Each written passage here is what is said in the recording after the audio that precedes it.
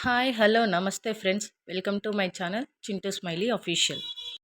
Thumbnail చూశారు కదా, ఇప్పటికే ఈ వీడియో ఏంటో మీకు అర్థమైపోయి ఉంటుంది.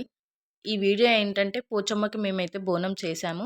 మేము పోచమ్మకి బోనం ఎలా చేస్తాం, ఏమేం చేస్తాం అనేది ఈ వీడియోలో మొత్తం మీరు చూడబోతున్నారు. పోచమ్మకి బోనం అయితే మేము ఉగాది రోజు చేశామండి. మార్నింగ్ అయితే పూజ కంప్లీట్ చేసుకొని ఉగాది పచ్చడి తాగేసి పోచమ్మకైతే బోనం చేయడానికి రెడీ అయ్యాం మేము. పోచమ్మకి బోనం చేసిన తర్వాత ఆఫ్టర్నూన్ 2:00కి అలా మేమైతే గుడికి వెళ్ళాము. ఆల్రెడీ చాలామంది ఊర్లో ముందే చేశారండి. కాకపోతే మేము ఉగాది రోజు మేము కూడా వస్తామన్నట్టుగా మా అత్తమ్మ వాళ్ళైతే వెయిట్ చేశారు. మేము మా పక్కన అత్తమ్మ వాళ్ళు ఇద్దరం కలిసి అయితే చేశాము. ఇంకా ఆ రోజు చాలామంది వచ్చారు. కాకపోతే మేము వచ్చినప్పుడు రాలేదు. ఈవినింగ్ టైంలో అలా వచ్చారండి. మేము కరెక్ట్‌గా ఆఫ్టర్నూన్ టైంకి వెళ్ళాము. సో, బాగా ఎండలుండడం వల్ల ఆ టైంకి ఎవరూ రాలేదండి. మేమైతే ఆ రోజు పోచమ్మకి బోనం చేసిన తర్వాత అక్కడ మేమైతే ఫస్ట్ 3 ప్రదక్షిణాలైతే చేశాము గుడి చుట్టూ.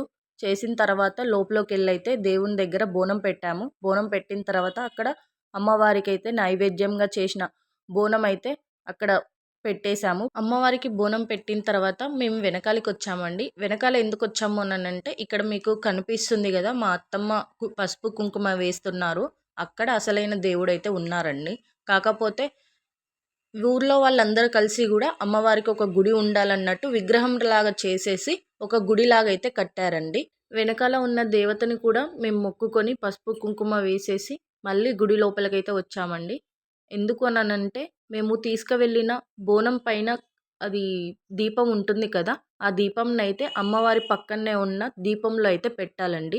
ప్రతి ఒక్కరు కూడా అలానే చేస్తారు మా ఊర్లో ఉండేవాళ్ళు. పోచమ్మకి బోనం చేసిన వాళ్ళు. సో, అదయిపోయిన తర్వాత మా చింటూ అయితే ఇక్కడ కొబ్బరికాయ కొట్టేశాడు. గుడి లోపల అయితే అమ్మవారి దగ్గర పూజ అనేది కంప్లీట్ అయిపోయిందండి. బోనం గూడా పెట్టేశాము. కొబ్బరికాయ గూడా కొట్టేశాము. తర్వాతకి ఏం జరిగిందంటే మా మామయ్య, ఇంకో మామయ్య ఇద్దరు కలిసి గూడా కోడిని కోసారండి. అది కోసిన తర్వాత మేమైతే దేవుడికి మంచిగా మొక్కుకొని ఇంటికైతే బయలుదేరాము.